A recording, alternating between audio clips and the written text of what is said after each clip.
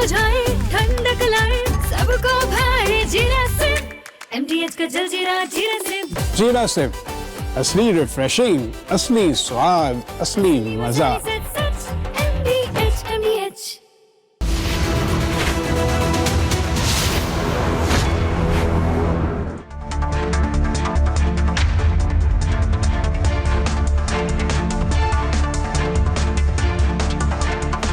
नमस्कार, बहुत स्वागत है आपका। आप देख रहे हैं देश का नंबर 1 न्यूज शो, ये भारत की बात है। और मैं हूं आपके साथ मृदुल शर्मा। होगी देश की हर बात और दुनिया में इस समय युद्ध की सबसे भीषण तस्वीर देखने को मिल रही है।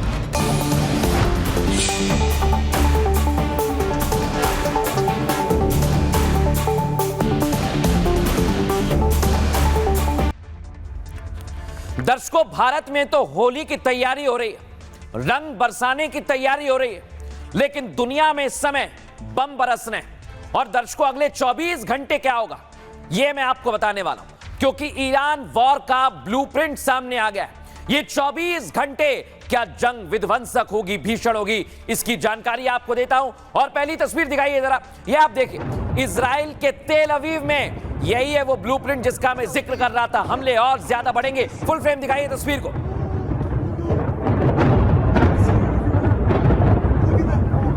Tel Aviv, I can't believe this.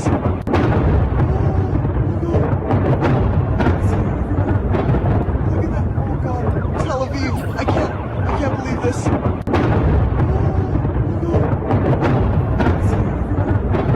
Look at that, oh God, Tel Aviv, I can't believe this.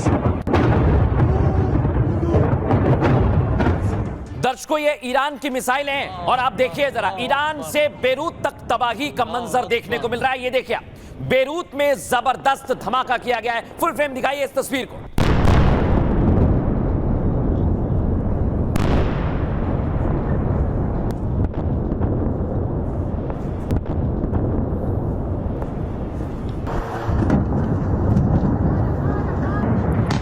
अल्लाह अकबर, अल्लाह अकबर, अल्लाह अकबर। देखा दर्शकों आपने कैसे बमबारी हो रही है, लेकिन आप देखिए, डिफेंस मिनिस्ट्री की बिल्डिंग को तबाह कर दिया गया। ये अमेरिका की तरफ से हमले किया गया और ये 85 घंटे से हमले जारी हैं दर्शकों। लेकिन अब यूएस समंदर में शैतान को उतार चुका है और अब समंदर से ऐसा अटैक करने वाला है कि अगले 24 घंटे घातक होने वाले हैं।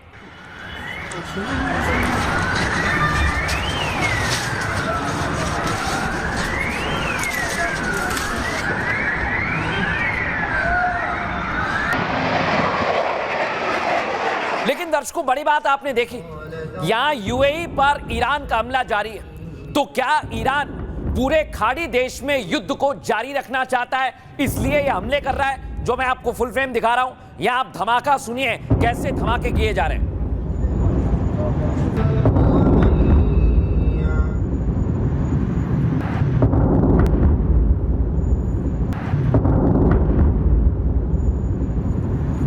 लेकिन दर्शकों, ईरान नहीं रुक रहा है। ईरान ने कह दिया है कि हम पीछे नहीं हटेंगे। और रियाद में आप देखिए, यूएस के एम्बेसी पर यह भीषण हमला किया। क्या ईरान अब पूरी तरह से डर के मूड में नहीं है, वो सिर्फ आर पार के मूड में है, जो तस्वीरें दिखा रही हैं?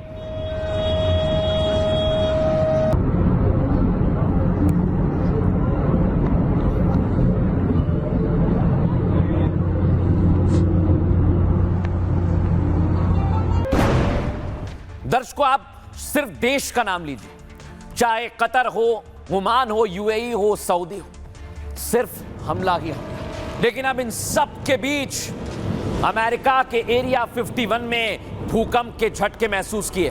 क्या डोनाल्ड ट्रंप अब परमाणु अटैक की तैयारी में? क्योंकि अगर ईरान पीछे नहीं हटा तो सिर्फ विकल्प एक बचता है डोनाल्ड ट्रंप के सामने, वो है परमाणु का। लेकिन अगर न्यूक्लियर वॉर हुआ दर्शकों, तो दुनिया में कोहराम आ जाएगा। रिपोर्ट में दिखाते हैं।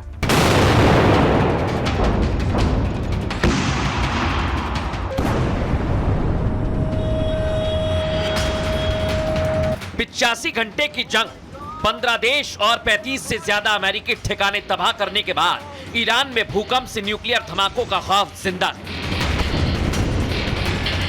ईरान का नामो निशान मिटाने के लिए एरिया 51 में ट्रंप के गुप्त हथियार की टेस्टिंग शुरू हो गई है। अगले 24 घंटे का ब्लूप्रिंट दुनिया की तबाही का पूरा प्लान बता रहा है। ईरान के जो मिसाइल्स हैं और ड्रोन्स हैं वो 2 हफ्ते या 3 हफ्ते तक इस प्रेजेंट रेट ऑफ एंगेजमेंट में उसके मिसाइल्स जो है वो ख़त्म हो जाएंगे और तब उसको समाप्त करना पड़ेगा।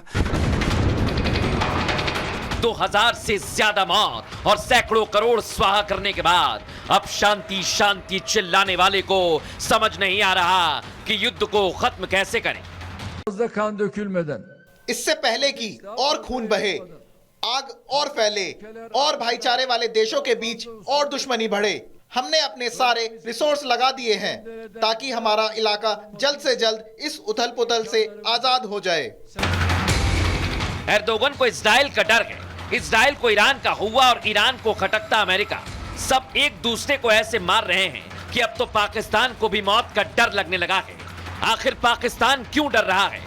अगले कुछ मिनटों में हर सवाल का जवाब मिलेगा, बस देखते जाइए। लेकिन दर्शकों, मैंने अब तक जो जो बात कही है वही युद्ध में हो रहा है। पहले ईरान ने भी हार मानने से इनकार कर दिया है और अब 24 घंटे और ज्यादा भीषण हो सकते हैं। दर्शकों, ये जानकारी मिल रही है। ईरान युद्ध में अब मौत का आंकड़ा 2000 के पास पहुंच गया, जबकि 15 से ज्यादा देशों की दहलीज पर मिसाइलें धधक रही हैं। अकेले यूएई को पहले 48 घंटे में 41,000 करोड़ का नुकसान हुआ है दर्शकों। लेकिन इस जंग के अगले 24 घंटे का ब्लूप्रिंट लीक हो चुका है, जिसमें पता चला कि अगले 24 घंटे भयानक तबाही वाले होंगे।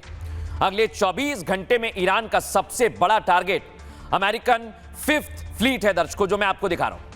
ये 5th फ्लीट, ये अचानक हमले हो सकते हैं, जानकारी आ रही है दर्शकों। लेकिन अब तक पूरी तरह तबाह नहीं हुआ है। हमले किए हैं ईरान ने। US 5th fleet middle east में अमेरिका के पूरी तरह से एक दिमाग की तरह काम करता है, ब्रेन की तरह दर्शकों। यहां पर 10,000 से ज्यादा सैनिक तैनात हैं और आपको बताएं, मूव कीजिए इसे, जहां पर सेंटकॉम फॉरवर्ड पोस्ट है। अगले 24 घंटे में कतर, कुवैत, इराक के यूएस अड्डों को टारगेट करेगा। ईरानी रणनीति का असर यह हो रहा है दर्शकों, यूएस कई एम्बेसी और सैन्य अड्डे खाली करवा रहा है। लेकिन ट्रंप ने भी ईरान के लिए अगले 24 घंटे का प्लान तैयार कर लिया है और ईरान की नई लीडरशिप को अमेरिका अगले 24 घंटे में खत्म करने की तैयारी कर रहा है। और ईरान के नए डिफेंस चीफ के खात्मे से इस मिशन की शुरुआत भी हो गई है दर्शकों। दूसरी तरफ यूएस सेंटकॉम मिसाइल और न्यूक्लियर साइट्स पर भी बम बरसा रहा है, यानी सेंट्रल कमांड पर। यानी अगले 24 घंटे में जंग अपने चरम पर होगी और आपको ये बता दें, नतीजा भी निकल सकता है। हालांकि इन 24 घंटों में हिजबुल्ला इजराइल पर रॉकेट और ड्रोन अटैक भी कर सकता है।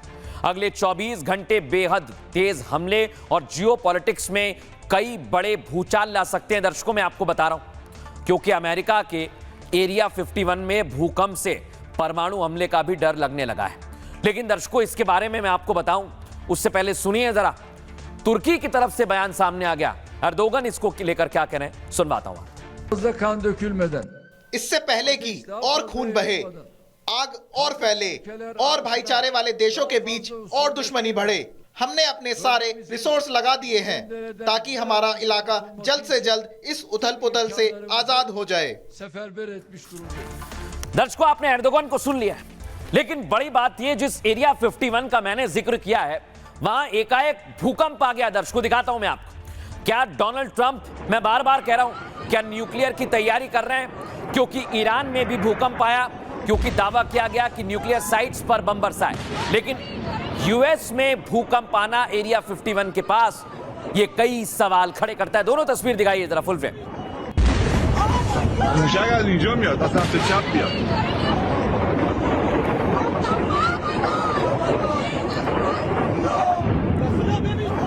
लेकिन दर्शकों, जैसा मैंने आपको बताया परमाणु के बारे में, ये वही तस्वीर है।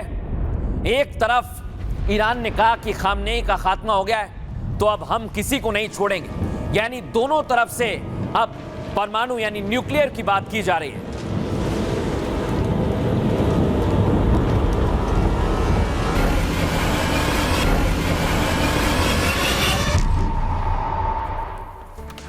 लेकिन दर्शकों मैं आपको बताता हूं, ये एरिया 51 दुनिया के लिए इस समय रहस्य बन गया है। आखिर क्यों और कैसे, आइए जरा मैं आपको बताता हूं। ये देखिए दर्शकों, ये है एरिया 51। 85 घंटे की जंग के बाद दुनिया तबाही की दहलीज पर खड़ी हुई है। अमेरिका के सबसे मिस्टीरियस एरिया 51 में फिर से एक्टिवनेस देखी गई है। एरिया 51 में भूकंप के 100 छोटे छोटे झटके महसूस किए जा रहे हैं, ऐसा कंपन जो आप टेलीविजन स्क्रीन पर देख रहे हैं, जिनके बाद अमेरिका में नए परमाणु परीक्षण की चर्चाएं भी तेज हो गई हैं दर्शकों, और ईरान को ट्रंप के परमाणु हमले का डर सताने लगा है। आपको बता रहा हूं मैं, क्योंकि एरिया 51 दुनिया की सबसे रहस्यमयी जगह में से एक है। क्या अमेरिका एरिया 51 में कोई नया हथियार परीक्षण कर रहा है? और इस एरिया 51 में दर्शकों एलियन के होने के भी कई दावे किए जाते हैं, आप चेक कर सकते हैं, कई दावे किए गए। लेकिन इस समय उसी एरिया 51 में क्या अमेरिका कोई प्रयोग कर रहा है? क्योंकि दावा है कि पिछले हफ्तों में 100 से ज्यादा बार यहां पर भूकंप के झटके महसूस किए गए। 100 से ज्यादा बार, सोचिए जरा। और भूकंप के झटके क्या किसी नए हथियार परीक्षण का ही नतीजा है दर्शकों? क्योंकि ईरान अमेरिका को उम्मीद से ज्यादा नुकसान पहुंचा रहा है, बेसिस पे लगातार हमला कर रहा है, और सैनिकों की मौत और ट्रंप के फैसले का यूएस में प्रभाव पड़ रहा है। इसीलिए पेंटागन और ट्रंप की टीम के बीच मतभेद की भी खबरें चल रही हैं, वहां की मीडिया बता रही है दर्शकों, क्योंकि ट्रंप ने ईरान में जमीन पर सेना उतारने का भी इशारा कर दिया है। और ट्रंप के साथ अमेरिका, ट्रंप पूरी तरह से कोशिश कर रहे हैं कि ईरान जैसा लंबा युद्ध झेल पाने की स्थिति में नहीं है। वो बता भी रहे हैं, अंदर खाने ये बातें चल भी रही हैं दर्शकों। तो क्या युद्ध खत्म करने के लिए ट्रंप ईरान पर परमाणु अटैक कर सकते हैं? यही सवाल बना हुआ है, और इसी को लेकर अलग अलग तरह की बातें की जा रही हैं। लेकिन डिफेंस एक्सपर्ट इसे लेकर क्या कह रहे हैं, सुनवाते हैं आपको। ये रिपोर्ट्स आई थी कि ये मेरे ख्याल से कुछ 2.5 मैग्नीट्यूड के इस प्रकार के झटके ये वो रिकॉर्ड किए गए हैं। इसका कारण अभी तक क्लियर नहीं हुआ है कि क्या है, कि क्या वो एटॉमिक टेस्टिंग कर रहे थे या इसका कोई और कारण है। जहाँ तक एटॉमिक हथियार इस्तेमाल करना, मुझे नहीं लगता है कि अमेरिका इस्तेमाल करेगा। वो तो जो अमेरिकन पब्लिक ओपिनियन है वो कभी बर्दाश्त नहीं करेगी। और इस समय पर स्थिति इस प्रकार की नहीं है कि एक देश की हालत इतनी गंभीर हो चुकी है कि वो सब कुछ हारने के लिए तैयार है।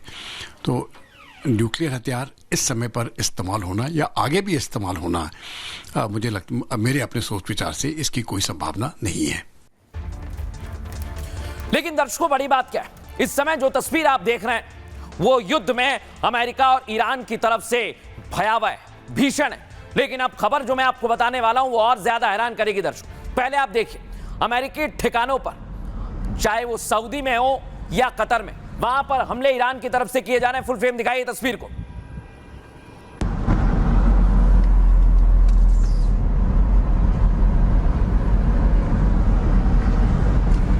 लेकिन दर्शकों ये हमले ईरान अकेले नहीं कर सकता है, और इसलिए दावा किया जा रहा है कि व्लादिमीर पुतिन क्या ईरान का सपोर्ट कर रहे हैं, क्योंकि अब पुतिन की एंट्री हो चुकी है। और पुतिन की एंट्री दर्शकों चौंकाने वाली है, आपको बताऊंगा। पहले ये तस्वीर देखिए। I understand your position, but we must consider the broader implications. We are open to discussion, but stability is our priority. I understand your position, but we must consider the broader implications. दर्शकों खबर यह है कि Saudi में Mossad के agent को पकड़ा गया, और जानकारी यह मिल रही है कि रूस की तरफ से बताया गया, यानी जंग को दो मुहाने पर ले जाने की कोशिश थी।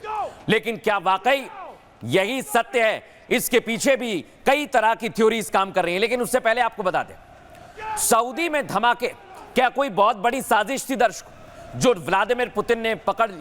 क्योंकि अगर यहां पर साजिश हो रही थी तो फिर और ज्यादा हमले होते और ईरान पर हमले बढ़ जाते। लेकिन क्या ईरान का व्लादिमीर पुतिन ने साथ दिया है? अब दर्शकों मैं आपको बताता हूं बातें क्यों कही जा रही हैं कि ईरान को सपोर्ट मिल रहा है। कल मैंने आपको बताया था चीन का सपोर्ट मिल रहा है, लेकिन अब खबर यह है कि पुतिन का भी सपोर्ट ईरान को मिल रहा है। आइए जरा आपको बताते हैं। ये आप देखिए दर्शकों, ईरान जंग में पुतिन की एंट्री होते ही खेल पलटने लगा है। पुतिन के एक खेल से सऊदी और कुवैत में बड़ा गेम हो गया दर्शकों। सऊदी में अलग अलग जगह से मोसाद के एजेंट को पकड़ा गया। देखिए जरा, दावा यह कि ये मोसाद एजेंट सऊदी में धमाके का प्लान बना रहे थे। मोसाद तो इजराइल के, ताकि ब्लास्ट पर मोसाद आरोप ईरान पर लगाए और प्रॉक्सी गुटों में डाल सके। समझिए इसे, ईरान सऊदी अरब के बीच सीधी जंग छिड़ जाए, यही कोशिश की जा रही है। ठीक इसी तरह कतर में भी मोसाद के एजेंट पकड़े जाने का दावा किया गया है दर्शकों। यहां भी ईरान के खिलाफ मोसाद के एजेंट ऐसा ही गेम प्लान कर रहे थे। दरअसल मोसाद का प्लान फॉल्स फ्लैग ऑपरेशन को अंजाम देना है, यानी झूठ का प्रसारण, ताकि खाड़ी मुल्क ईरान के दुश्मन बन जाएं और युद्ध में सीधे उनकी एंट्री हो जाए। यूएस एक्सपर्ट्स क्या कहते हैं दर्शकों? वो दावा करते हैं कि इजराइल गल्फ में जंग को बड़ा बनाना चाहता है और ज्यादा भयावह है। लेकिन मोसाद की यह साजिश बेनकाब कैसे हुई है, सबसे दिलचस्प बात यही है। यहीं से एंट्री होती है व्लादिमीर पुतिन की। पुतिन सऊदी अरब, कतर और यूएई में बैक चैनल पर सक्रिय हैं। जानकारी यह है दर्शकों कि कल पुतिन ने सऊदी के खलीफा से फोन पर बात की, जिसकी आई तस्वीर हमने आपको दिखाई। पुतिन ईरान की तरफ से गल्फ देशों को जंग में ना कूदने की बातें कह रहे हैं। लेकिन सवाल यह, क्या पुतिन ने ही बातचीत के दौरान मोसाद के ठिकानों का पता दिया? क्या रूसी खुफिया एजेंसी गल्फ में एक्टिव हैं और मोसाद के पीछे लगी हुई हैं? दर्शकों, ये दो धारी तलवार है, लेकिन युद्ध में ऐसा होता है, वाकई ऐसा होता है, और ये प्रॉक्सी वॉर भी है। डिफेंस एक्सपर्ट क्या कह रहे हैं, सुनिए जरा। जनवरी के महीने में CIA, मोसाद और MI6 ने काफ़ी पेनिट्रेशन करके एक कलर्ड रेवोल्यूशन की नींव डाली थी। उस वक़्त से 30 से 40 हज़ार जो थे वहाँ पे इलॉन मस्क के स्टारलिंक सैटेलाइट टर्मिनल भेजे थे। ये सैटेलाइट टर्मिनल्स अगर इंटरनेट जैम होता है तो उसके लिए थे, अपने एजेंट्स के साथ कम्युनिकेशन के लिए थे।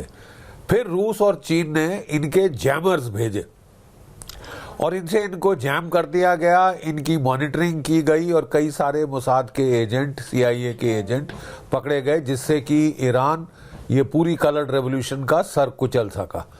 अब एक कहा जा रहा है कि एक बार फिर वहां पे कुछ रशियन टेक्नीशियंस आए हैं जिन्होंने मॉनिटरिंग की है इस स्टारलिंक टर्मिनल्स की, और इससे कई मोसाद के एजेंट्स को पकड़ लिया है जो यहाँ पे काम कर रहे थे। और क्वाइट ऑब्वियसली उससे ईरान को फायदा तो होगा ही होगा। दर्शकों, हर देश चाहता है कि यह जंग ना हो, लेकिन दर्शकों ईरान क्या चाहता है यह आपने सोचा है? मैं आपको बताता हूं। ईरान सिर्फ और सिर्फ अपनी ताकत दिखाना चाहता है, वो हार नहीं मानेगा। इसलिए यूएस के बेसिस पर हमला कर रहा है। 27 यूएस बेस को निशाने पर लिया। फुल फ्रेम दिखाइए इस तस्वीर को।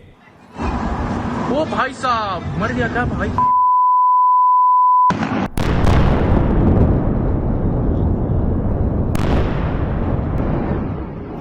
अब दर्शकों, खबर यह है कि यूएई पर 140 से ज्यादा मिसाइलों से हमला किया गया। सोचिए आप, यूएई यहां पर दुबई है, अबू धाबी है। देखिए जरा तस्वीर, कैसे हमले किए जा रहे हैं।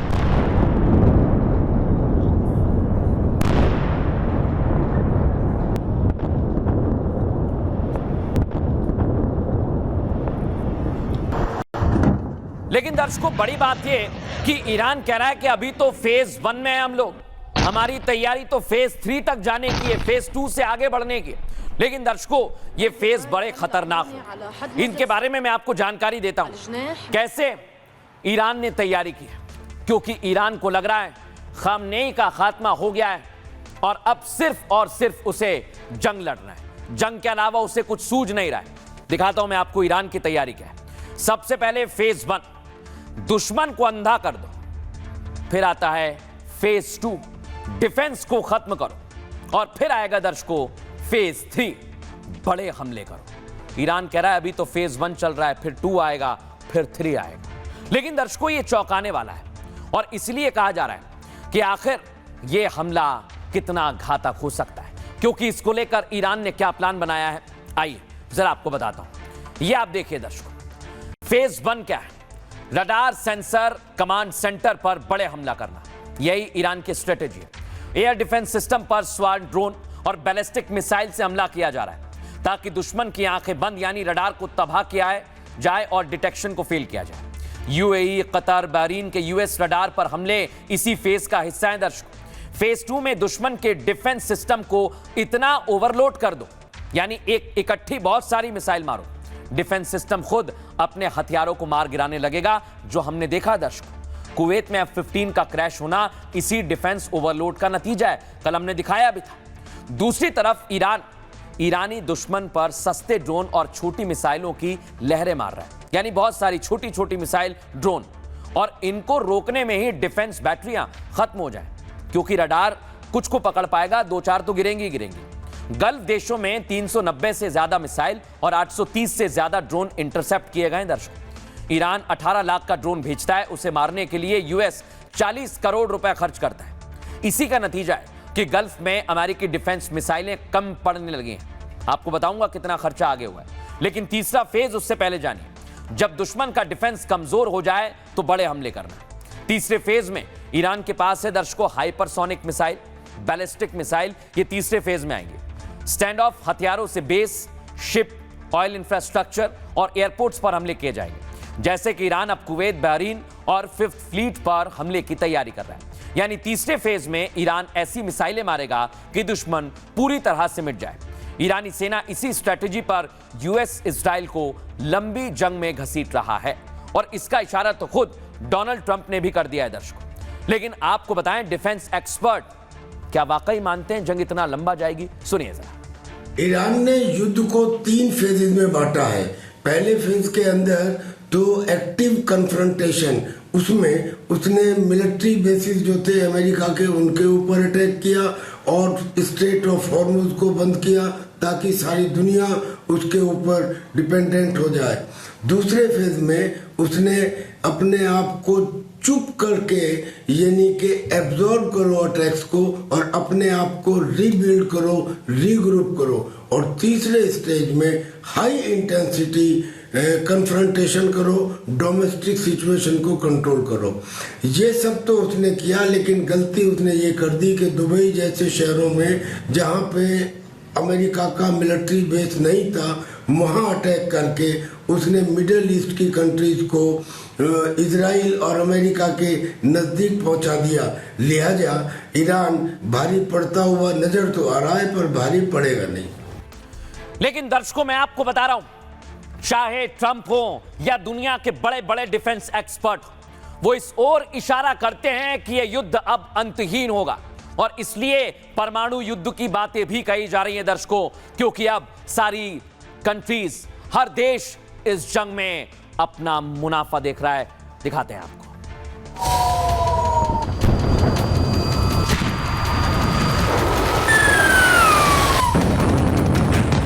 अल्लाह अकबर, अल्लाह अकबर।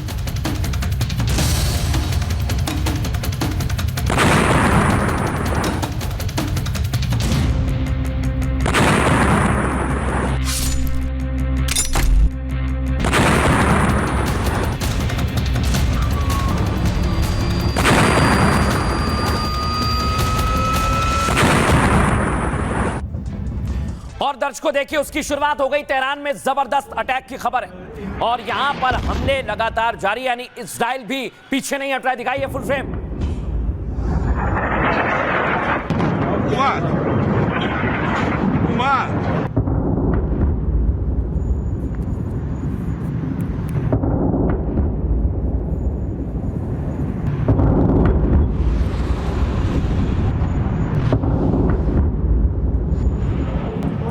दर्शकों, 2 तस्वीर आपको दिखा रहा हूं। पहली आप देखिए यूएसएस अब्राहम, ये जंग में सबसे बड़ा हथियार है अमेरिका का। आप समझिए, अगर ये ना होता तो ईरान थोड़ा सुरक्षित रह सकता था, लेकिन अब यूएसएस अब्राहम से ईरान पर हमले जबरदस्त तेजी से किए जा रहे हैं। दोनों तस्वीर दिखाइए जरा।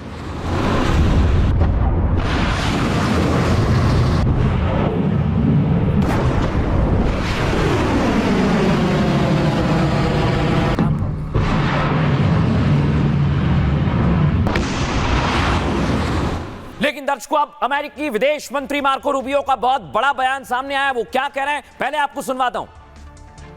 Going on in the Middle East with Operation Epic Fury and the cowardly attacks that we're seeing from Iran against Gulf countries, I wanted to take this chance to speak directly to Americans who are in the Middle East about the work we are doing to try to keep you safe.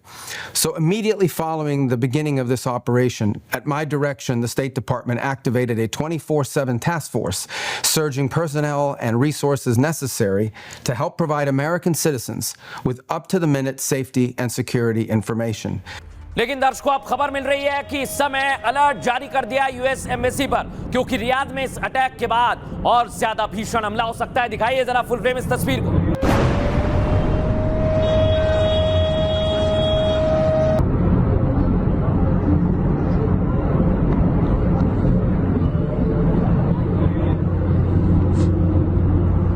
अब दर्शकों, मैं आपको बता रहा हूं, ये आप देखिए, ईरान के टारगेट पर अमेरिका के बड़े बड़े हथियार हैं, बड़े बड़े जेट्स आ गए। और देखिए, खबर ये कि क्रैश लैंडिंग कराई जा रही है। ये ईरान की तरफ से दावा किया जा रहा है। दोनों तस्वीर में आपको दिखाता हूं, दिखाइए जरा।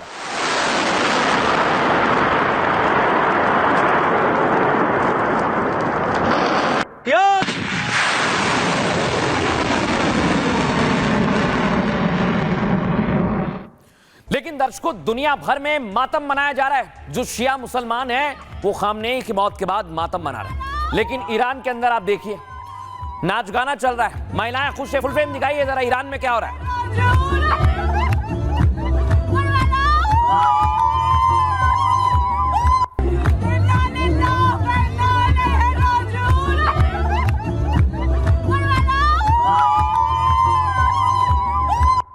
दर्शकों, इतना ही नहीं, ईरान में तो अब लोग सड़कों पर आ गए। कल तक मातम भी मनाया जा रहा था, लेकिन अब प्रदर्शनकारी भी आ गए। उनका कहना है खामनेई की मौत से हम खुश हैं। दिखाइए फुल फ्रेम।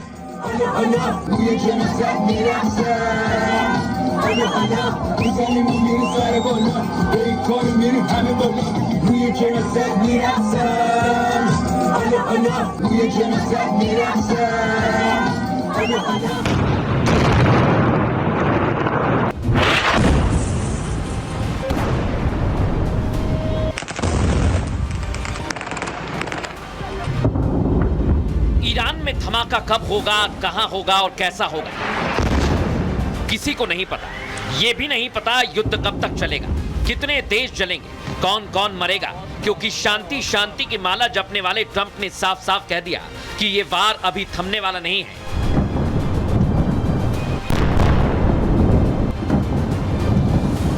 चाहे मिसाइल की रेंज अमेरिका तक की क्यों ना हो। Our objectives are clear. First, we're destroying Iran's missile capabilities, and you see that happening on an hourly basis, and their capacity to produce brand new ones, and pretty good ones they make. Second, we're annihilating their navy. We've knocked out already 10 ships.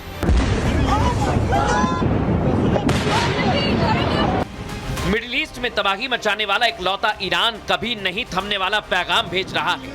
ईरानी शासन ने बता दिया कि Trump चाहे USS Gerald से हमला करें या आसमान से बारूदी बारिश कर दें, ईरान रुकने वाला नहीं है। सब कुछ बर्बाद होगा। तेल की आग पूरी दुनिया में फैल जाएगी, चाहे तो कितने ही सुप्रीम लीडर क्यों ना मर जाएं।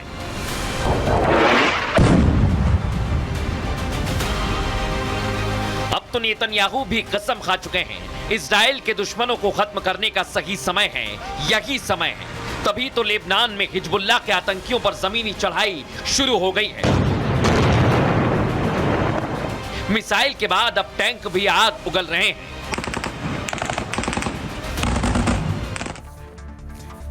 लेकिन दर्शकों, मैं आपको बताता हूं, अभी इस समय दावा किया जा रहा है कि जैसा मैंने बताया, ईरान फेज 3 में जाएगा तो हमले और ज्यादा भीषण हो सकते हैं। लेकिन अभी तो दोनों तरफ से हमले भीषण होंगे। दर्शकों, राष्ट्रपति ट्रंप पूरी दुनिया को युद्ध की आग में झोंकना चाहते हैं, आप मान लीजिए। ईरान पर हमले के बाद से जिस तरह पूरा मिडिल ईस्ट जल रहा है, जो हम आपको दिखा रहे हैं, बावजूद इसके ट्रंप युद्ध खत्म करने की जगह हमले तेज करने वाले हैं।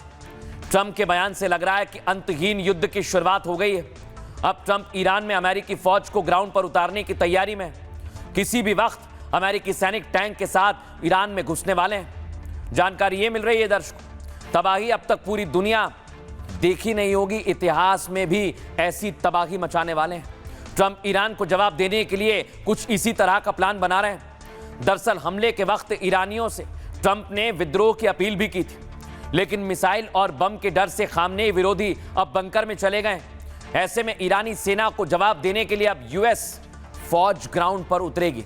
खबर यह है दर्शकों, अमेरिकी विदेश मंत्री मार्को रूबियो ने भी साफ कर दिया है कि ईरान के खिलाफ एक्शन के सबसे खतरनाक हमले अभी बाकी हैं और इसकी शुरुआत जल्द होने वाली है। सुनवाते हैं आपको एक्सपर्ट्स क्या कह रहे हैं। डोनाल्ड ट्रंप और उसकी टीम ने सोचा था कि शायद खमेनी की हत्या के बाद या उसको एलिमिनेट करने के बाद जो अमेरिका की CIA और इजराइल की मोसाद इंटेलिजेंस एजेंसीज ने ईरान के अंदर माहौल बनाया था विद्रोह का, वो उससे सत्ता पलट हो जाएगा। परंतु हुआ बिल्कुल उल्टा। वैसा ही हुआ जैसा 1979 में खमेनी ने किया था। आज पूरा ईरान ही नहीं पर जितनी भी शिया कम्युनिटी है अलग अलग देशों के अंदर, वो एकजुट हो चुकी है। ऐसे में डोनाल्ड ट्रंप का यह सोचना कि 3 या 4 हफ्ते के अंदर ये युद्ध खत्म हो जाएगा, मैं नहीं मानता। जैसा कि joint chief of staff pentagon ने डोनाल्ड ट्रंप को एक एडवाइस दी थी कि युद्ध लंबा चलेगा, 4-5 हफ्ते तो छोड़िए, ये गुरिल्ला वॉरफेयर सालों तक चलेगा।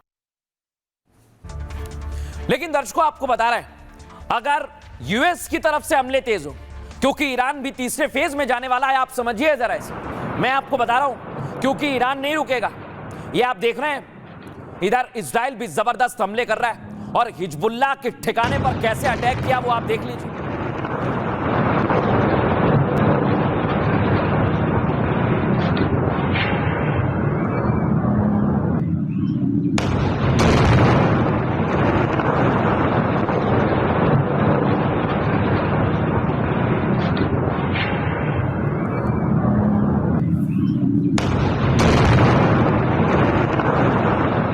देखा दर्शकों, ये इजराइल का हमला है, ये जवाब है ईरान को। लेकिन लेबनान में देखिए जो हमला हुआ है उसके बाद क्या दृश्य, बिल्डिंगें टूट गई हैं, सब कुछ जलकर राख हो गया। दिखाइए फुल फ्रेम इस तस्वीर को, क्या हालात लेबनान में हो गए हैं आपके सामने हैं।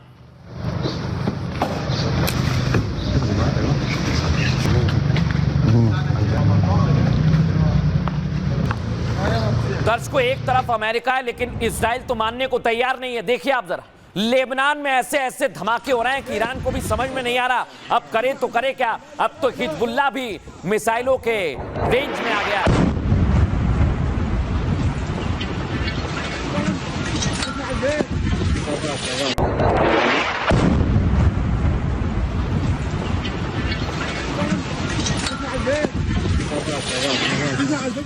अब दर्शकों में एक और तस्वीर दिखाता हूं, ये आप देखिए, नेतन्याहू का लेबनान में घातक हमला जारी है, उसकी एक और तस्वीर आपके सामने रख रहा हूं, दिखाइए फुल फ्रेम।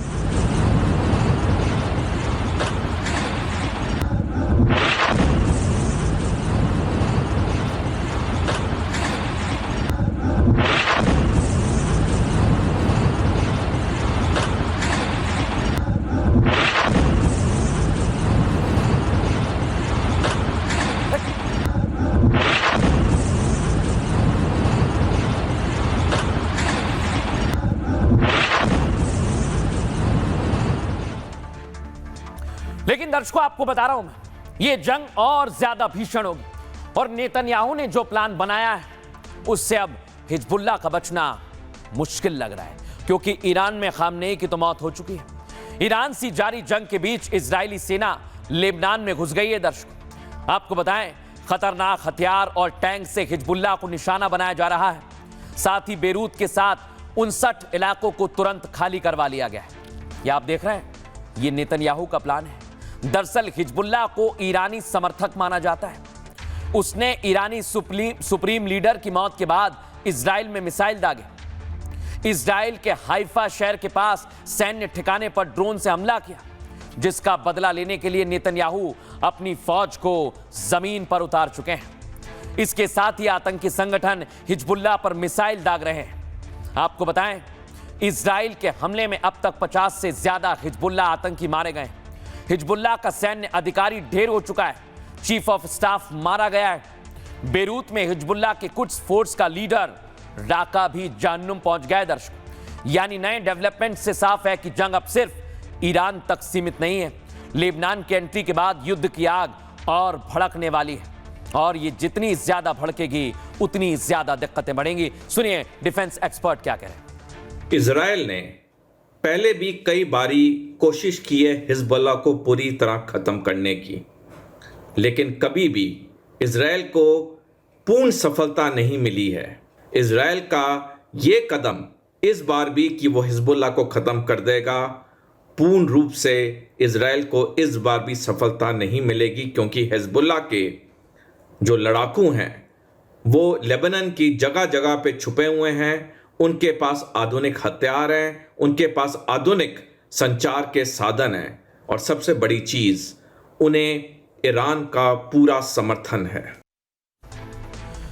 इधर दर्शकों आपको बता रहा हूं मैं, इजराइल पूरी तरह से तैनात है, लेकिन अब मिडिल ईस्ट में ईरान भी अछूता नहीं रहा। देखिए जरा इरबिल में अमेरिकी आर्मी बेस पर कैसे हमला हुआ, दिखाइए जरा फुल फ्रेम इस तस्वीर में।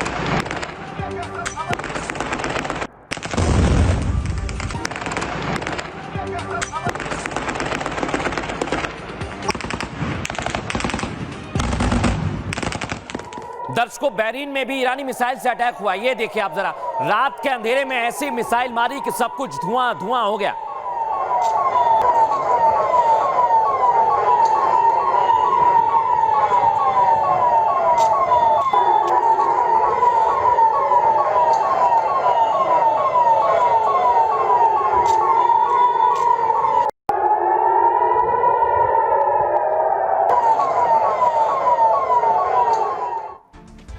लेकिन दर्शकों आप इसे समझिए, अगर ये तस्वीर आप देखेंगे तो आपको लगेगा कि आखिर हो क्या रहा है, क्योंकि अब ईरान भी पलटवार कर रहा है। कुवैत पर लगातार ईरानी हमले हो रहे हैं। दिखाइए फुल फ्रेम तस्वीर।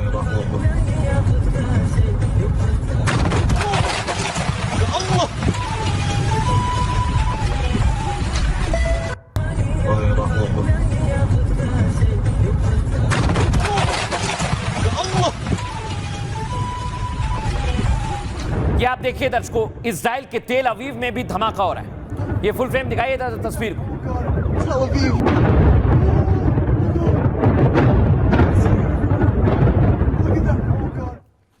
लेकिन दर्शकों आपको मैं बताता हूं, एक तरफ मिडिल ईस्ट है जहां पर लगातार हमले हो रहे हैं, और ये हमले बताने के लिए काफी हैं कि इस बार वहां पर भी अमेरिका की तैनाती है। समझाता हूं कैसे। चारों तरफ से युद्ध में ईरान अंधाधुन बम बरसा रहा है, मिसाइल गिरा रहा है। उसके टारगेट पर सिर्फ अमेरिकी बेस हैं, और इजराइल ही नहीं बल्कि मिडिल ईस्ट के तमाम देश भी हैं जिस पर वो लगातार हमले कर रहा है। जैसा मैं आपको दिखा रहा हूं, खाड़ी देशों पर मिसाइल ड्रोन से ईरानी हमले लगातार जारी है, और ईरान के हमले में संयुक्त अरब अमीरात सबसे ज्यादा प्रभावित हुआ है। ईरान ने यूएई पर 186 मिसाइल और 812 ड्रोन लॉन्च किए। 172 बैलिस्टिक मिसाइलों को यूएई ने नष्ट करने का दावा किया। यूएई कह रहा है कि हमने नष्ट कर दिया। साथ ही 755 ड्रोन और 8 ईरानी क्रूज मिसाइल को ऐसे हवा में नष्ट कर दिया है दर्शकों, जैसा मैं आपको दिखा रहा हूं। वहीं बहरीन अब तक 45 मिसाइलें और 9 ड्रोन से उस पर हमला किया गया है। कुवैत पर 40 से 50 मिसाइल और ड्रोन अटैक किया गया है। लेकिन खबर क्या है दर्शकों, कतर में अल उदैद एयरबेस के साथ कई इलाकों में हमले ईरान ने कर दिए हैं। सऊदी अरब रिफाइनरी और आम बेस पर दर्जनों हमले किए गए हैं। ओमान, जॉर्डन और इराक में भी ईरानी मिसाइलों से अटैक हुआ, यानी पूरा मिडिल ईस्ट इस समय जल रहा है। दरअसल ईरान का मकसद दुश्मन की हवाई रक्षा को कमजोर करना है, जैसा हम बता रहे हैं। साथ ही मिडिल ईस्ट में अमेरिकी इजराइल की निगरानी को कम करना है। ऐसे में ईरान तमाम देशों पर पहले सस्ते ड्रोन से हमला कर रहा है, फिर हाइपरसोनिक और बैलिस्टिक मिसाइल दाग रहा है, जिससे इजराइल समेत मिडिल ईस्ट में नुकसान ज्यादा हो सके। और यही उसकी रणनीति है। सुनिए जरा, यूएई के डिफेंस मिनिस्ट्री की तरफ से बताया गया कैसे ईरान के हमले को नष्ट किया गया। सुनिए जरा। أيضا السادة المشاهدين استعرض معكم حطام الصواريخ والطائرات المسيرة التي تم تدميرها بواسطة الدفاعات الجوية الإماراتية. ونبدأ في حطام هيكل صاروخ باليستي تكتيكي من فئة قيام. قمنا بتدمير وصد المئات من هذه الصواريخ. ننتقل إلى الصاروخ الجوال أو الطواف من فئة بافيه. تعتبر هذه التهديدات من التهديدات اللي تعتبر صعبة التعامل والصد، ولكن ولله الحمد تم صدها وتدميرها بواسطة الدفاعات الجوية الإماراتية. أيضا نستعرض معكم الطائرة المسيرة الإيرانية شاهد 136 تم صد وتدمير المئات من هذه الطائرة. وأخيرا लेकिन दर्शकों, इतना युद्ध जो भयंकर और भीषण लग रहा है, इसके पीछे हजारों करोड़ खर्च कर दिए गए हैं। और अब मैं आपको बताता हूं आखिर इस युद्ध में कितना पैसा खर्च किया है, कितने करोड़ स्वाहा कर दिए गए हैं। इस युद्ध में सबसे बड़ी कीमत तो दर्शकों अमेरिका चुका रहा है। अगर इजराइल ईरान युद्ध और लंबा चला तो पैसा तो पानी की तरह बहेगा, या यूं कहें जलेगा। वैसे भी 2023 से अब तक अमेरिका ने इजराइल और मध्य पूर्व में 21.7 अरब डॉलर की सैन्य मदद दी। इसके अलावा पूरे मध्य पूर्व में दर्शकों अमेरिकी ऑपरेशन पर 9.65 से 12.07 अरब डॉलर खर्च किए गए। संघर्ष से जुड़ा अमेरिकी खर्च 31.35 से 37.77 अरब डॉलर है दर्शकों, जो जंग के साथ साथ लगातार बढ़ता जा रहा है। जैसे आप देख रहे हैं इधर रिपोर्ट के मुताबिक ऑपरेशन एपिक फ्यूरी में 20 से ज्यादा हथियार सिस्टम इस्तेमाल किए जा रहे हैं, जिसमें ईरान में 1000 ठिकानों पर हमला किया गया। ईरान से सीधी जंग में अमेरिका हवाई ताकत पर खास जोर दे रहा है, जिसमें B-1 और B-2 स्टेल्थ बॉम्बर्स और F-35 फाइटर जेट्स शामिल हैं। साथ ही F-15 फाइटर जेट्स का बड़े पैमाने पर भी इस्तेमाल किया जा रहा है, जिनमें 3 अमेरिकी F-15 फाइटर जेट्स कुवैत में क्रैश हो गए। इसके अलावा USS कैरियर्स को चलाने के लिए रोजाना $6.5 मिलियन खर्च हो रहे हैं। यानी इस युद्ध में अमेरिका को भारी कीमत चुकानी पड़ रही है। आप इसे समझिए, जंग के पहले 24 घंटे में अमेरिका ने करीब $779 मिलियन खर्च कर दिए। इसका सीधा मतलब ये 7,000 करोड़ से ज्यादा स्वाहा हो गए। दर्शकों सुनिए जरा डिफेंस एक्सपर्ट क्या कह रहे हैं।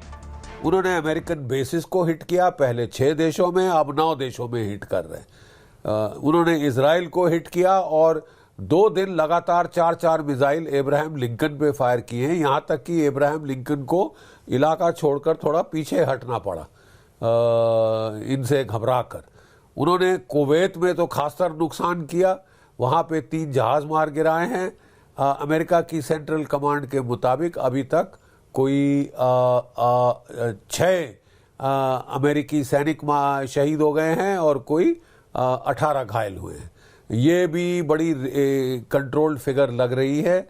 मेरे ख्याल धीरे धीरे और जो नुकसान हुआ है, काफी नुकसान हुआ है, वो आता जाएगा। और दर्शकों अब मैं आपको बताने वाला हूं, एक तरफ युद्ध चल रहा है, लेकिन भारत में इस युद्ध को लेकर सियासत होने लगी और कांग्रेस पार्टी तो ईरान के साथ आ गई। सोनिया गांधी को ईरान पसंद है, इसलिए आज हम ये बात कह रहे हैं। दर्शकों पहली तस्वीर दिखाइए जरा, ये आप देखिए। प्रधानमंत्री नरेंद्र मोदी इजराइल गए थे, ये तस्वीर आपने देखी होगी, और युद्ध से पहले गए थे। लेकिन सोनिया गांधी अब इसी कूटनीति पर सवाल उठा रही हैं। ये प्रधानमंत्री नरेंद्र मोदी का सम्मान किया गया था, वो भी आपके सामने।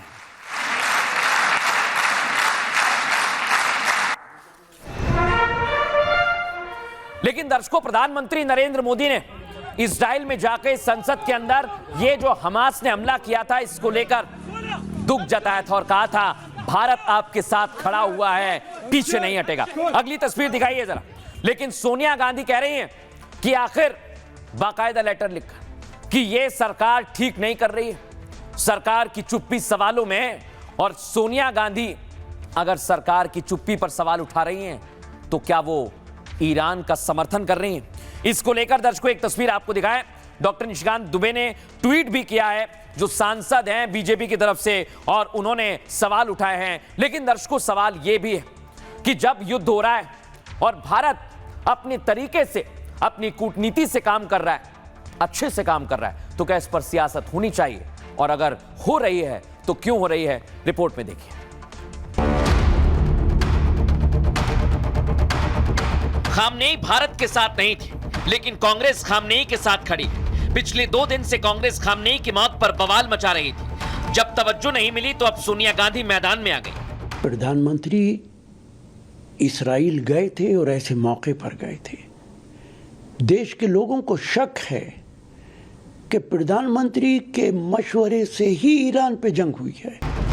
कांग्रेस उसी खामनेई के लिए रो रही है जो आईसी में पाकिस्तान का समर्थन करता है, जो कश्मीर पर भारत के खिलाफ बयान देता है, जो भारत पाक युद्ध में पाकिस्तान का साथ देता है, जो कश्मीर से आर्टिकल 370 हटाने पर बयान देता है, जो दिल्ली दंगे के दंगाइयों का खुलकर समर्थन करता है, जिसने भारत की तुलना गाजा में कथित नरसंहार से कर दी थी। कूटनीति को राजनीति के चश्मे से मत देखें, ये देश की कूटनीति है। प्रधानमंत्री जी देश के हित में जो अच्छा है वह करेंगे। ऐसे में सवाल ये, कांग्रेस देश के साथ है या आयतुल्ला खामनेई के साथ? क्या मुस्लिम वोट के लिए कांग्रेस पार्टी देश के खिलाफ जा सकती है? वो भी तब जब ईरान खाड़ी के मुस्लिम देशों पर अटैक कर रहा है, जहां करीब 90 लाख भारतीय युद्ध की वजह से फंसे हुए हैं और पीएम मोदी उनकी सुरक्षा की तमाम कोशिश कर रहे हैं।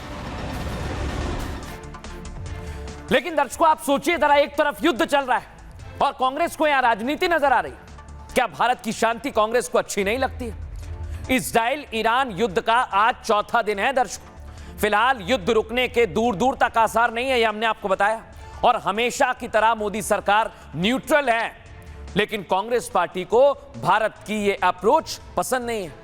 कांग्रेस पिछले 3 दिन से मोदी सरकार पर हमले कर रही है। कांग्रेस की सुप्रीम लीडर हैं सोनिया गांधी, वो मैदान में आ गई दर्शकों। सोनिया गांधी ईरान के सुप्रीम लीडर के पक्ष में खड़ी हुई हैं, खामनेई के पक्ष में। सोनिया गांधी ने एक अखबार में आर्टिकल लिख दिया जिसमें मोदी सरकार पर हमला बोल रही है, लिख रही है आयतुल्ला खामनेई की हत्या कर दी गई है। लेकिन भारत सरकार ने इस पर चुप्पी साधे रखी। भारत सरकार ने ना तो हत्या की निंदा की और ना ही ईरान की संप्रभुता के उल्लंघन पर कुछ बोला। मोदी ने अमेरिका और इजराइल के हमले को अनदेखा कर दिया। ऐसा उस समय हुआ जब दोनों पक्ष आपस में बात कर रहे थे। आयतुल्ला खामनेई की हत्या पर दिल्ली की चुप्पी हैरान करने वाली है दर्शकों, सोनिया गांधी कहती है। सरकार का यह फैसला तटस्थता नहीं, जिम्मेदारी से पीछे हटना बताता है। संसद की अगली बैठक में इस पूरे मामले पर खुली बहस होनी चाहिए, ये सोनिया गांधी कह रही हैं दर्शकों। लेकिन आपको बताऊं मैं, 2011 में जब लीबिया में गद्दाफी की हत्या हुई थी, तब केंद्र में कांग्रेस नेतृत्व वाली यूपीए सरकार थी दर्शकों। उस समय भारत और लीबिया के बीच मजबूत रिश्ते थे। उस वक्त वहां भारतीय मंत्रियों के लगातार दौरे भी होते रहे। इसके बावजूद उनकी मृत्यु पर कोई शोक संदेश सामने नहीं आया था। कांग्रेस की कोई सार्वजनिक प्रतिक्रिया भी सामने नहीं आई थी। उस समय ना तो नैतिक जिम्मेदारी पर भाषण दिए गए, ना ही सभ्यतागत संबंधों का हवाला दिया गया। ये बीजेपी पूछ रही है दर्शकों, और इसे लेकर अब सियासी बयानबाजी भी शुरू हो गई है। सुनवाते हैं आपको। भारत की जो विदेश नीति रही है, आज मौजूदा सरकार ने उस विदेश नीति के परखचे उड़ा दिए। प्रधानमंत्री इस्राइल गए थे और ऐसे मौके पर गए थे। देश के लोगों को शक है कि प्रधानमंत्री के मशवरे से ही ईरान पे जंग हुई है। असल में ये लोग कूटनीति को राजनीतिक चश्मे से देखते हैं। इनके लिए मुसलमानों का वोट बड़ा है बनस्पत की देश का हित। ये भूल गए कि मनमोहन सिंह जी ने जॉर्ज बुश राष्ट्रपति जिन्होंने इराक पे हमला किया, उनके लिए कसीदे कसे थे। कूटनीति को राजनीति के चश्मे से मत देखें, ये देश की कूटनीति है। प्रधानमंत्री जी देश के हित में जो अच्छा है वह करेंगे। प्रथम दिन से चिंता हुई कि ईरान के साथ एक सिविलाइजेशनल रिश्ता रहा। छोड़ दीजिए व्यक्ति, सरकार, उस सिविलाइजेशनल रिश्ते की, क्योंकि हमने, भारतवर्ष ने हमेशा अहमियत दी है, चाहे सरकार किसी की भी रही हो। एक निरंतरता रही है, एक नैतिक दृष्टिकोण रहा है, और उस दृष्टिकोण का अभाव हमने हाल के दिनों में देखा है, और वो चिंतित करता है। लेकिन भारत तो एक लंबे समय से भारत की परंपरा रही है कि कभी भी ऐसे दो देशों के बीच में या देशों के समूह के बीच में तनाव बढ़ता है तो भारत हमेशा मध्यस्थता करता है। भारत को लोग बहुत महत्व भी देते हैं ऐसे मध्यस्थता वाली वार्ताओं में।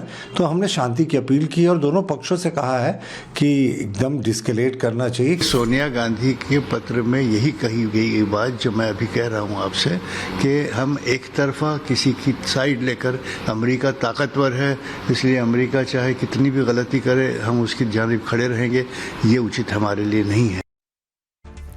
लेकिन दर्शकों, आपको दिखाते हैं सिर्फ कांग्रेस पार्टी ये सब क्यों कर रही है, उसके पीछे का कारण है। उसकी तस्वीर ये है दर्शकों, वोट बैंक के लिए देख रहे हैं आप, कई लोग हैं जो ईरान के समर्थन में रैलियां निकाल रहे हैं। आपके देश में कुछ हो नहीं रहा है, आपको क्या करना है? लेकिन नहीं, यहां राजनीति के लिए सब कुछ किया जा रहा है।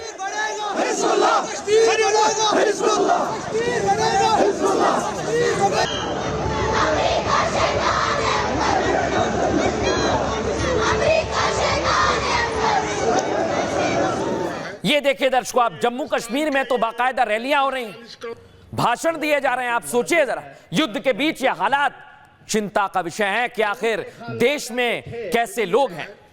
तो ये हिंदुस्तान के ये 35-40 करोड़ वो बिल्कुल वाजे है और आप जानते भी हैं। दर्शकों, इन लोगों को समझना होगा कि लाखों भारतीय फंसे हुए हैं। ये वक्त राजनीति का नहीं है, ये भारतीयों को लाने का है, और इसके लिए मोदी सरकार ने काम भी शुरू कर दिया है। दर्शकों, आपको जानकारी दे दें, भारत के लाखों लोग अलग अलग जगह पर पूरे मिडिल ईस्ट में फंसे हुए हैं। उनको लाने के लिए क्या तैयारी हो रही है आपको बताते हैं। मोदी की फोन डिप्लोमेसी। पीएम मोदी ने सबसे पहले बेंजामिन नेतन्याहू से बात की, ईरान से युद्ध को लेकर चिंता जाहिर की। मध्य पूर्व के देशों में हजारों भारतीय फंसे हुए हैं, भारतीयों की सुरक्षा को लेकर भी बेंजामिन नेतन्याहू से चर्चा की है। दर्शकों, जल्द संघर्ष समाप्त करने की भी अपील की है।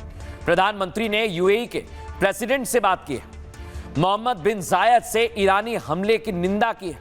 यूएई के साथ भारत की एकजुटता का इजहार किया है, और ईरान ने सऊदी अरब पर भी हमले किए हैं। आपको बताएं, पीएम ने सऊदी के क्राउन प्रिंस से भी बात की, भारतीयों की देखभाल के लिए उन्हें धन्यवाद दिया है।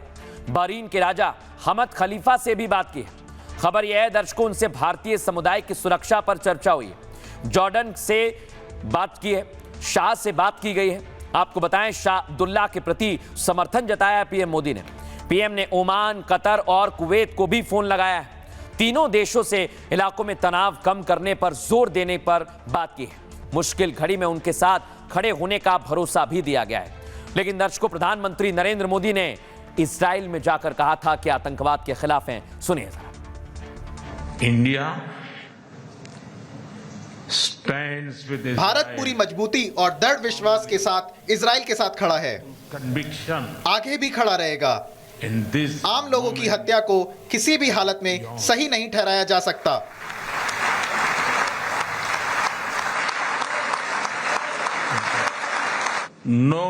आतंकवाद को कतई सही नहीं ठहराया जा सकता। भारत काफी लंबे समय से आतंकवाद का दर्द झेल रहा है। हम 26/11 के मुंबई हमले को भूल नहीं सकते, जिसमें बेगुनाहों की हत्या की गई, जिसमें इजरायली नागरिक भी शामिल थे। लेकिन दर्शकों, आपको बताएं, इस समय सबसे बड़ी दिक्कत है दुनिया के सामने तेल की, क्योंकि ईरान कह रहा है कि कुछ भी हो जाए, स्ट्रेट ऑफ हॉर्मुज जैसे संचालित हो रहा था वैसा नहीं होना चाहिए, इसके लिए हम पूरी तैयारी करें। लेकिन प्रधानमंत्री नरेंद्र मोदी ने फुल फ्रेम दिखाई है, कैसे जहाज रुक गए, इसके लिए तैयारी कर ली, और भारत ने प्लान बी तैयार कर लिया है। दर्शकों, ये प्लान बी आपको सुनना चाहिए, क्योंकि अब भारत रूस से तेल खरीद सकता है। पेट्रोल डीजल को लेकर दुनिया भर में हाहाकार मचा हुआ है। ईरान ने औपचारिक रूप से स्ट्रेट ऑफ हॉर्मुज को बंद कर दिया है। अनुमान के मुताबिक इस इलाके में 700 तेल टैंकर फंसे हुए हैं, जिसका मतलब है कि दुनिया भर में तेल संकट गहरा सकता है। ऐसे में भारत ने अपनी रणनीति पर काम करना शुरू कर दिया है। पहली, भारत रूस से तेल आयात बढ़ाने पर विचार कर रहा है। खबर यह है कि इसे लेकर सरकार के स्तर पर गंभीर चर्चा भी हुई। पिछले दिनों भारत ने रूस से तेल आयात काफी कम किया था। दरअसल जब तक रूस का तेल सस्ता था, भारत ने वहां से आयात किया। रूस का तेल महंगा होने के बाद भारत ने वहां से तेल कम कर दिया। और दूसरे बड़े कारण भी है, अमेरिका की डिप्लोमेटिक रिश्ते जैसे जैसे अलग अलग स्तर पर गए, भारत ने अपना फैसला लिया। अब भारत समंदर में फंसे तेल टैंकर्स को खरीदने पर विचार कर रहा है। इजराइल ईरान युद्ध की वजह से सैकड़ों तेल टैंकर फंसे हुए हैं।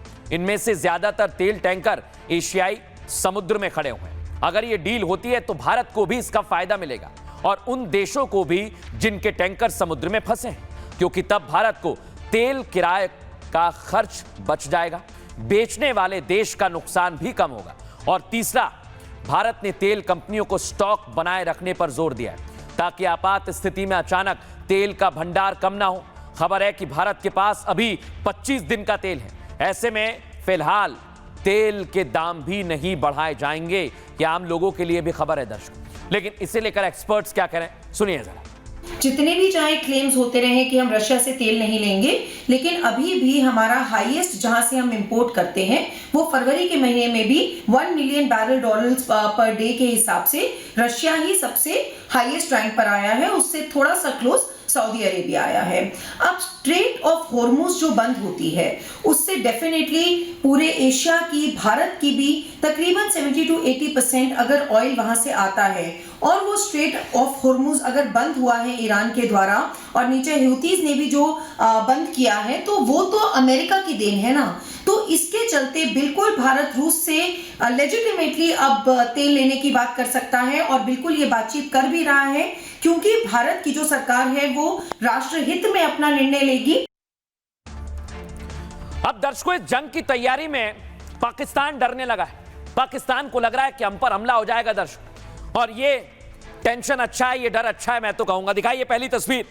इधर प्रधानमंत्री नरेंद्र मोदी भगवान मुर्गन के सामने साष्टांग प्रणाम करते हैं, और ये मदुरई में मंदिर है जहां पर प्रधानमंत्री पहुंचे दर्शक। लेकिन इसकी तस्वीर अगली दिखाइए, जहां प्रधानमंत्री तो पूजा कर रहे हैं और पाकिस्तान के राष्ट्रपति कह रहे हैं कि भारत हमले की तैयारी कर रहा है। सुनवाइए जरा जरदारी क्या कह रहे हैं। Today, trapped in the strategic short-sightedness, India's leaders said they are preparing for another war. As a lifelong advocate of regional peace, I would not. ये जरदारी का डर इसलिए है दर्शकों क्योंकि भारतीय सेना बॉर्डर पर जबरदस्त तैयारी कर रही है। फुल फ्रेम दिखाइए।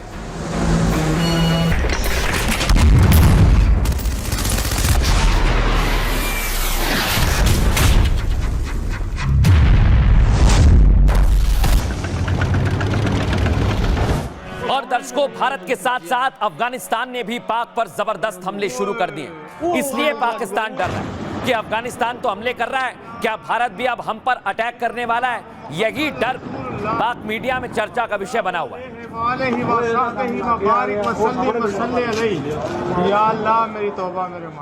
ये देखिए दर्शक, कराची में प्रदर्शन के दौरान 30 लोगों की मौत हो गई है और दावा किया जा रहा है। मूव कीजिए इस तस्वीर को। ये तस्वीर आप देखिए दर्शकों, अफगानिस्तान ने हमले जबरदस्त तेज कर दिए। फुल फ्रेम दिखाइए इस तस्वीर को।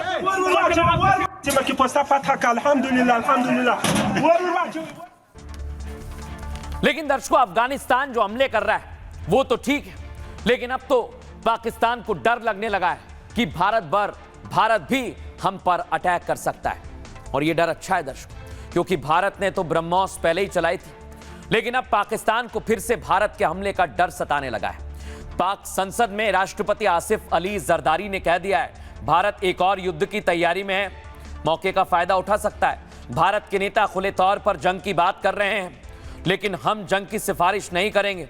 ऑपरेशन सिंदूर में मिली हार के बाद पाकिस्तान अब बातचीत का प्रस्ताव देने लगा है। जरदारी ने कहा पाकिस्तान भारत के साथ बातचीत के लिए तैयार है।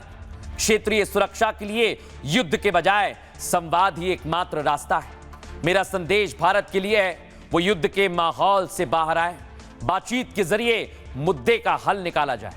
यही क्षेत्रीय शांति और स्थिरता का रास्ता है। भारत ने सिंधु जल संधि को रद्द कर दिया है। नदियों का पानी रोके जाने से पाकिस्तान परेशान है। जरदारी ने पानी रोकने को हाइड्रो टेररिज्म करार दिया है। और पाकिस्तान में टेंशन बढ़ने की वजह पीएम मोदी की पूजा भी है दर्शकों। 1 मार्च को पीएम मोदी तमिलनाडु के दौरे पर गए थे। मदुरई सुब्रमण्यम स्वामी मंदिर में उन्होंने पूजा अर्चना की थी। यह मंदिर भगवान मुर्गन कार्तिकेय को समर्पित है और युद्ध और विजय का देवता उन्हें माना जाता है, पूजा जाता है। पीएम मोदी पाकिस्तान को पहले भी चेतावनी दे चुके हैं, अगर भारत पर आतंकवादी हमला हुआ तो भारत करारा जवाब देगा। लेकिन अब पाकिस्तान को डर लगने लगा है। सेना के कमांडर भी कह चुके हैं कि हमारी तैयारी पूरी है, इस बार पाकिस्तान का भूगोल बदल देंगे। सुनिए जरा क्या डर पाकिस्तान को है, सुनवाते हैं।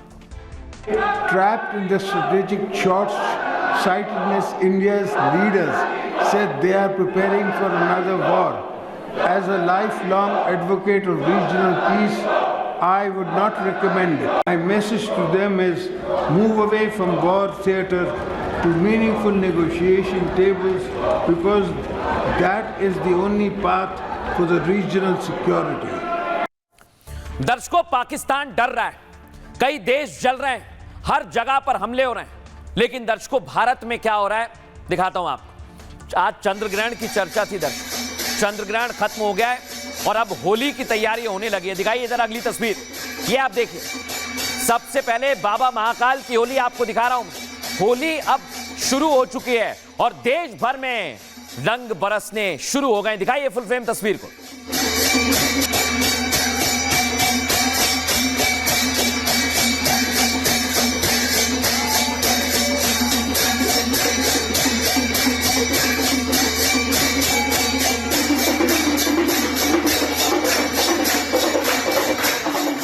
दर्शकों, ग्रहण खत्म हुआ तो उसके बाद देखिए अब होली का खुमार चढ़ने लगा है। सबसे पहले मथुरा वृंदावन की होली आपको दिखा रहे हैं। फुल फ्रेम दिखाइए तस्वीर को।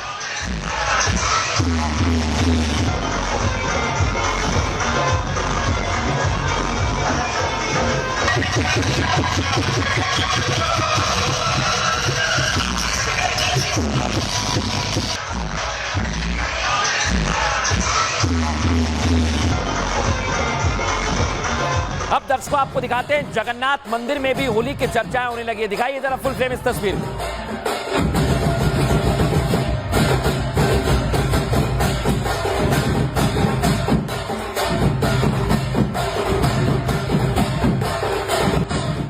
ये देखिए, जयपुर में विदेशी पर्यटक पहुंच गए होली का आनंद लेने के लिए। फुल फ्रेम दिखाइए तस्वीर को।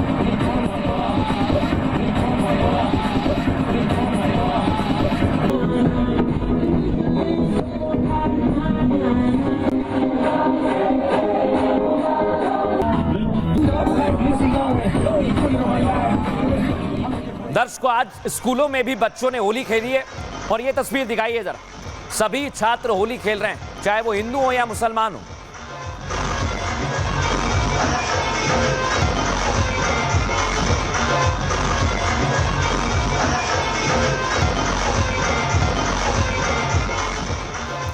दर्शकों, इधर गोवा के मुख्यमंत्री ने भी आज होली का त्योहार मनाया है। ग्रहण की वजह से होली अब शुरू हुई है, ग्रहण खत्म होने के बाद। दिखाइए फुल फ्रेम इस तस्वीर को भी।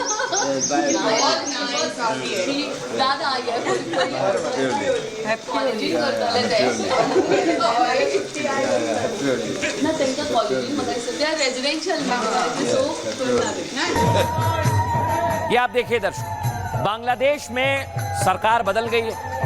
यूनुस जा चुके हैं, तो वहां पर कैसे हिंदू होली का त्योहार मना रहे हैं आपके सामने।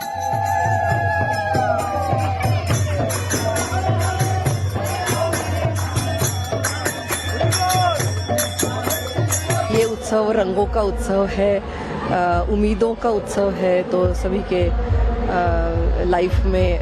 लाइफ रंगों से भरा उत्साहपूर्ण हो, यही मेरी शुभकामना है। Very beautiful and it's very exciting and you have a lot of parties and it's very nice. Holi युवा बहुत कम बना रहे हैं अभी, जनरेशन बाय जनरेशन कम होती जा रही है। तो मैं यूथ को यही कहना चाहता हूँ, क्लबिंग मत जाओ, होली के लिए बहुत बहुत शुभकामनाएं। Wishing you happy Holi. पूरे देश भर में होली बड़े उत्साह के साथ मनाई जाती है। उसी तरह से गोवा में भी होली का उत्सव बड़े धूमधाम से मनाया जाता है। इस रंग की होली से सभी को बहुत बहुत शुभकामनाएं देता हूँ। दर्शकों, यही है भारत की खूबसूरती। और अब होली का त्योहार देश भर में मनाया जा रहा है। बहरहाल आगे बढ़ेंगे, बात करेंगे आज के सूत्र की। आज का सूत्र लिया है स्वामी अवधेशानंद गिरी जी महाराज से। जूना पीठाधीश्वर स्वामी अवधेशानंद गिरी जी कहते हैं, हमारे आसपास कुछ चीजें ऐसी होती हैं जो हमें गलत रास्ते की ओर ले जा सकती हैं। हमें गलत रास्ते से मिलने वाले धन, दिखावा, झूठी प्रतिष्ठा जैसे प्रलोभन से बचना चाहिए। इनमें ना सच्चा सुख है, ना स्थायी आनंद। केवल भौतिक सुख और बड़े बनने की चाह में गलत दिशा का चयन ना करें। हमें सत्य का मार्ग नहीं छोड़ना चाहिए। जीवन में सच्चाई, संयम और अच्छे संस्कार को अपनाकर ही स्थायी सुख पाया जा सकता है। इस बात का आप भी विशेष ख्याल रखें। एक छोटा सा ब्रेक ले रहे हैं, जल्द हाजिर होंगे। चमकी चाट से क्या बना है? सैंडविच, लस्सी और छाछ हर घूंट में चमकी चाट। ड्राई फ्रूट और दही बड़े, चमकी चाट से स्वाद बढ़े। असली स्वाद सिर्फ चमकी चाट।